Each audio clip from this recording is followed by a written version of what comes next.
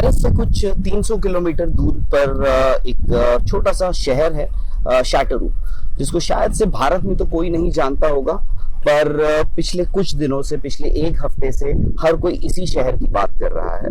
और उसकी वजह है सिर्फ एक नाम, जो है मनु भाकर। मनु भाकर ने एक ऐसा इतिहास रचा जिसके बारे में हम सोच तो नहीं सकते थे कि क्या होगा। 3 इवेंट्स मनु के थे यहाँ पर शूटिंग में, जिसमें से 2 में उन्होंने मेडल जीता है, जो आज तक इंडिपेंडेंट इंडिया की इतिहास में कभी नहीं हुआ है। मनु, सबसे पहले तो बहुत बहुत मुबारक। बहुत शुक्रिया सर। और आप ये बताइए, जब आप निकली थी पेरिस ओलंपिक्स के लिए, 3 इवेंट्स थे आपके, मन में था कि यार मैं 1 नहीं, 2 नहीं, 3 मेडल्स जीत सकती हूँ? ऑनेस्टली कोशिश तो थी कि मतलब मेडल के लिए सोचा था, बट ये नहीं सोचा था कि कौन से मतलब कितने इवेंट्स में कितने मेडल्स जीतने हैं। बस हर इवेंट जितने भी जो भी मैं करती हूँ, mix doubles, air pistol, sports pistol, सब में जब भी मैं ट्रेनिंग के लिए जाती थी, आई वाज लाइक कि बस अपना बेस्ट ट्रेनिंग करनी है अपनी, मतलब आज के लिए आज की बेस्ट ट्रेनिंग होनी चाहिए। या फिर रोज़ मैं ट्रेनिंग ऐसे ही किया करती थी सब इवेंट्स की, कि बेस्ट ट्रेनिंग होनी चाहिए। तो I think thanks to that कि परफॉर्मेंस बहुत ही बढ़िया रहा और प्लानिंग कोच की बहुत ही बढ़िया रही। तो अच्छा, 3 साल में उम्र तो बड़ी ही है। आप टोक्यो जब थी 19 साल की थी, आज आप 22 साल की हैं। और क्या क्या बदल गया है इन 3 सालों में? अगर आपकी इस इवेंट, इस जीत, जो आपने 2 ब्रॉन्ज मेडल जीते हैं, उसमें आपने क्या बदलाव आए हैं? मुझे लगता है समय आपको बहुत कुछ सिखाता है और बहुत सारा एक्सपीरियंस आपको मिलता है। बस आपके ऊपर निर्भर करता है कि आप उस एक्सपीरियंस को कैसे यूज़ करोगे। आप उस एक्सपीरियंस से कुछ अच्छा निकाल कर लाओगे, या फिर आप उस एक्सपीरियंस को एज अ मतलब बुरा फेस था या फिर बुरा एक्सपीरियंस था वैसे करके देखोगे। पॉजिटिव अगर आप लेकर आओ तो बहुत कुछ सिखा सकता है, बहुत कुछ आपके फ्यूचर में उससे इम्प्रूव हो सकता है। अगर आप नेगेटिव लेके चलोगे तो एक दिल पे बाहर जैसा रहेगा। तो आई वुड से कि इन 3 सालों में बहुत सारे एक्सपीरियंसेस मुझे मिले हैं और मैंने उनसे कोशिश की है, मैं उनसे सिर्फ बहुत प्रैक्टिकल हो गए कि इस मैच में ऐसा हुआ क्या हुआ, इस मैच में वैसा हुआ क्या हुआ। बस प्रैक्टिकल होके इन्फॉर्मेशन लूँ और बस कोशिश करती जाऊँ आगे के लिए। मनु, ट्रेनिंग आप बहुत मेहनत भी करती होंगी और उसका आपको फल भी मिल गया है जो आपने किया है। कोई ऐसी बकेट लिस्ट है आपकी ज़िंदगी में कि मुझे ये करना है और मैं कर सकती हूँ? आज आपके पास 2 bronze medal, I am sure shooting आपको ये होगा कि ओलंपिक में गोल्ड जीतना है, बट इसके अलावा हर आपकी उम्र के कोई भी लड़का हो, लड़की हो, कुछ आपकी एक बकेट लिस्ट होती है, मुझे कोई वेकेशन पे जाना है, मुझे ये खाना है, मुझे ये पहनना है, मुझे ये करना है। कुछ ऐसी कोई बकेट लिस्ट जो आपको लगता है अब मैं कर सकती हूँ कुछ वक्त? मतलब ऐसी कोई बकेट लिस्ट नहीं बनाई है, बट कुछ चीज़ें हैं जो बहुत पसंद है। जैसे मुझे घुड़सवारी सीखनी है, मुझे घोड़े बहुत पसंद है। मुझे जैसे मतलब गाय हो अपनी, और मतलब ये सब चीज़ें मुझे बहुत अच्छी लगती हैं। बड़ा सा घर, वहीं गाय हैं, घोड़े हैं, कुत्ते बिल्ली सब जो भी। तो मे बी कंट्री लाइफ थोड़ी शांति से, आराम से, बट मुझे गाय, घोड़े ये सब बहुत पसंद है। So maybe that, but let's see कि क्या है क्या में नहीं तो है। नहीं देखेंगे हम कहीं आपको आने वाले किसी ओलंपिक्स में? नहीं, आई क्योंकि थिंक जूडो कराटे आप करती हैं, वो भी है।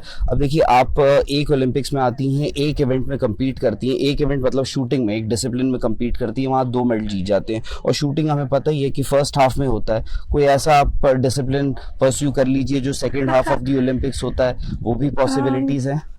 नहीं, आई थिंक कुछ चीज़ों को हॉबी ही रखना चाहिए, कुछ चीज़ों को ऐसे ही रखना चाहिए कि मन करता है तो कर लिया।